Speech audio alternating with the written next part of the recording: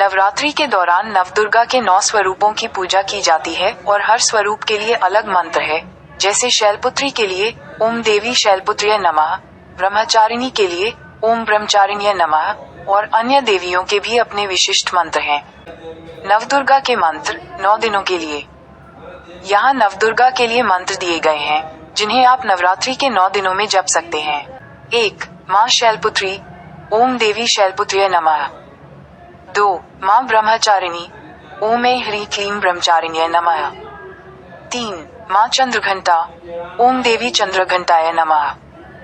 4. देवी कूष्मांडा, ओम कूष्मांडाय नमः। 5. देवी स्कंद माता, ओम स्कंदमात्राय नमः।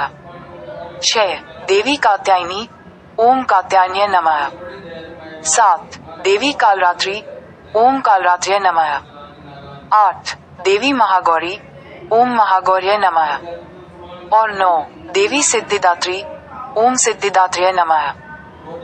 आप इन मंत्रों का प्रयोग करके माँ दुर्गा के 9 स्वरूपों की पूजा कर सकते हैं, जिससे मनोकामनाएं पूरी होती हैं और जीवन में सुख समृद्धि आती है। कि 9वें दिन का मंत्र क्या है? मंत्र ओम ऐं ह्रीं क्लीं स्कंदमाताय नमः। भोग केले का भोग लगाएं। लाभ संतान प्राप्ति और बच्चों की खुशहाली का आशीर्वाद मिलता है।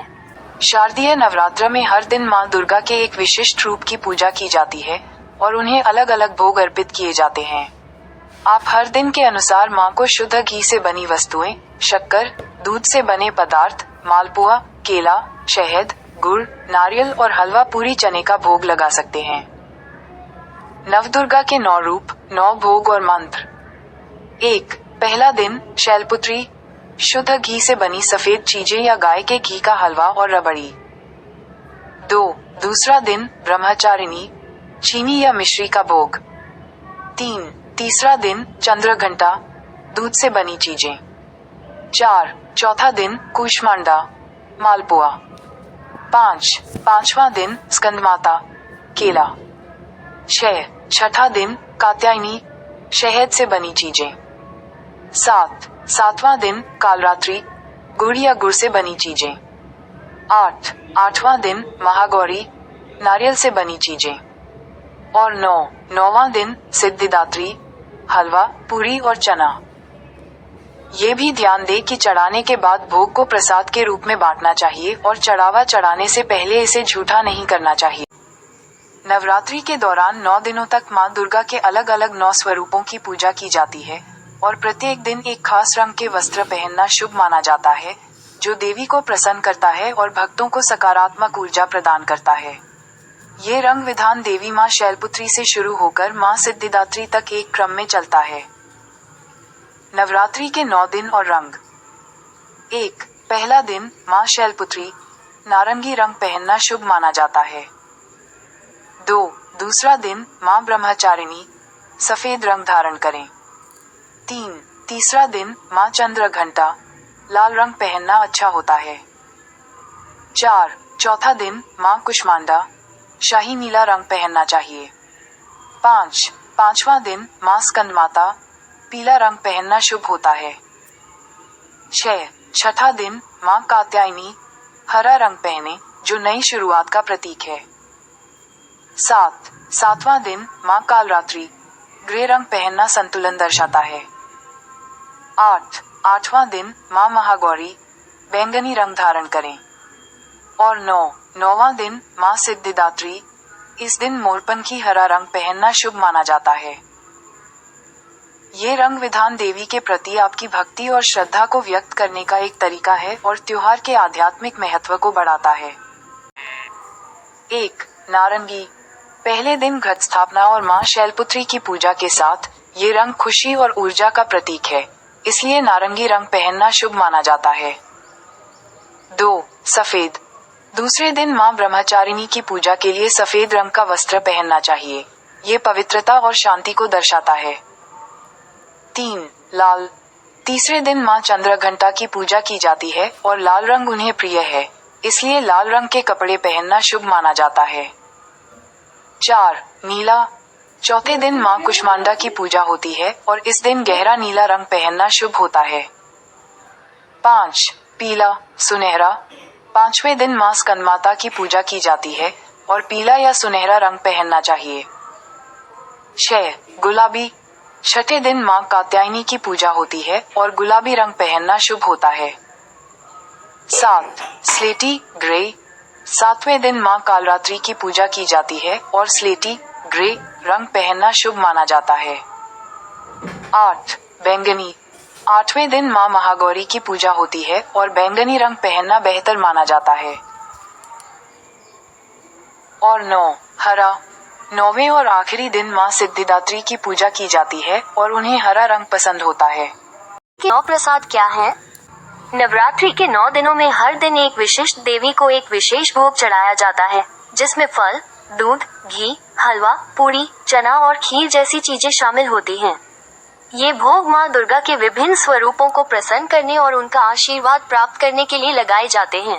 नवरात्रि में अखंड दीपक जलाने के लिए कलश स्थापना के दिन एक मिट्टी या पीतल का दीपक लें, उसमें रुई की मोटी बाती और गाय का शुद्ध घी या शुद्ध तेल डालें और मां दुर्गा के सामने संकल्प लेकर इसे प्रज्वलित करें। दीपक को अक्षत या जौ के ऊपर रखें और घी का हो तो दाहिनी ओर तथा तेल का हो तो बाईं ओर रखें। दीपक को कांच की चिमनी से ढककर सुरक्षित रखें और 9 दिन बाद स्वयं ही बुझने दें, फूंक मारकर नहीं बुझाएं। सामग्री: 1. मिट्टी या पीतल का दीपक। 2. रुई की मोटी बाती या कलावा रक्षासूत्र से बनी बाती। 3. गाय का शुद्ध घी या शुद्ध तेल, तिल का तेल, सरसों का तेल।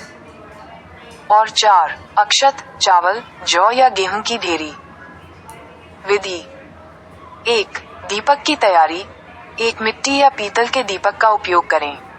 यदि दीपक को सीधा फर्श पर रखना है तो उसके नीचे अक्षत, गेहूं या जौ की ढेरी बनाएं और फिर दीपक को उस पर रखें। 2. तेल या घी भरना। दीपक में लंबी और मोटी कपास की बाती लगाएं और फिर उसमें गाय का शुद्ध घी या तिल, सरसों का शुद्ध तेल डालें। घी से जलाई गई अखंड ज्योति को माता दुर्गा की प्रतिमा के दाहिने, दाईं ओर रखें और तेल से जलाई गई ज्योति को बाईं ओर। 3. प्रज्वलन। माता दुर्गा का स्मरण करते हुए और अखंड ज्योति जलाने का संकल्प लेकर दीपक प्रज्वलित करें। 4. सुरक्षा। अखंड ज्योति को बुझने से बचाने के लिए उसे कांच की चिमनी या लैंप से ढक दें। और 5. स्थान। दीपक को घर के मुख्य मंदिर में या पूजा स्थल पर रखना चाहिए। ध्यान रखने योग्य बातें: 1. अखंड ज्योति को 9 दिनों तक बिना बुझे जलाना होता है, इसलिए उसे निरंतर जलाए रखें। 2. यदि किसी कारणवश दीपक बुझ भी जाए तो माता रानी से क्षमा मांगकर उसे दोबारा प्रज्वलित कर सकते हैं। 3. नवरात्रि के अंतिम दिन अखंड ज्योति को अपने आप बुझने दें, फूंक मारकर बुझाना नहीं चाहिए। और 4. ये दीपक घर में नकारात्मकता दूर करता है और सुख समृद्धि लाता है, इसलिए इसका विशेष महत्व है। नारियल के मुख को पहचानने के लिए उसकी डंठल वाली साइड देखें। यह वह सिरा है जहां नारियल पेड़ से जुड़ा होता है और जहां 3 बिंदु या आंखें होती हैं। अक्सर लोग गलती से नुकीली साइड को मुख समझ लेते हैं, लेकिन मुख हमेशा डंठल के पास ही होता है। कलश स्थापना के समय नारियल का मुख हमेशा पूजा करने वाले की ओर रखना चाहिए। नारियल का मुख कैसे पहचानें? 1. डंठल का पता लगाएं। नारियल को हाथ में लेकर उसकी टहनी वाले सिरे को ढूंढें। 2. 3 बिंदु देखें। उस सिरे पर आपको 3 आंखें या बिंदु दिखाई देंगे। यही नारियल का मुख है। और 3. नुकीली साइड से बचें। ध्यान रहे कि नारियल का नुकीला सिरा मुख नहीं होता है, बल्कि वह पीछे की तरफ होता है। कलश स्थापना के लिए कलश के ऊपर नारियल रखते समय नारियल का मुख, डंठल वाला सिरा हमेशा साधक यानी पूजा करने वाले की ओर होना चाहिए। गलत दिशा में रखा गया मुख अशुभ फल दे सकता है, इसलिए इस बात का ध्यान रखना महत्वपूर्ण है। इस तरह से रखना चाहिए कि उसका मुख ऊपर की ओर हो और उसकी 3 आंखें आपकी तरफ हों। कलश स्थापना में नारियल को हमेशा लाल कपड़े या कलावा में लपेटकर और उसका मुख ऊपर की ओर करके रखना चाहिए ताकि आंखें और मुंह आपकी तरफ हों, क्योंकि शास्त्रानुसार नारियल का मुख नीचे होने से शत्रुओं में वृद्धि होती है और मुख ऊपर की ओर या पूर्व दिशा की ओर होने से रोग व आर्थिक हानि हो सकती है। नारियल को रखने से पहले उस पर चंदन और रोली का टीका लगाना चाहिए। कलश पर नारियल रखने की विधि: 1. नारियल तैयार करें। सबसे पहले नारियल को जल से स्नान कराएं। 2. तिलक लगाएं। नारियल के ऊपरी भाग पर चंदन और रोली का टीका लगाएं। 3. कलावा बांधें। नारियल पर लाल कलावा, मौली, बांधें। 4. कपड़े में लपेटें। नारियल को लाल कपड़े में लपेटें या मौली से अच्छी तरह बांध दें। 5. मुख ऊपर रखें। नारियल का वह हिस्सा जहां उसकी 3 आंखें और मुंह होता है, उसे ऊपर की ओर रखना चाहिए। ऐसा करने से नारियल का पानी लीक होने की संभावना कम हो जाती है और यह शुभ माना जाता है। और 6. कलश पर स्थापित करें। लपेटे हुए नारियल को कलश के ऊपर स्थापित करें। नारियल रखने के समय ध्यान देने योग्य बातें।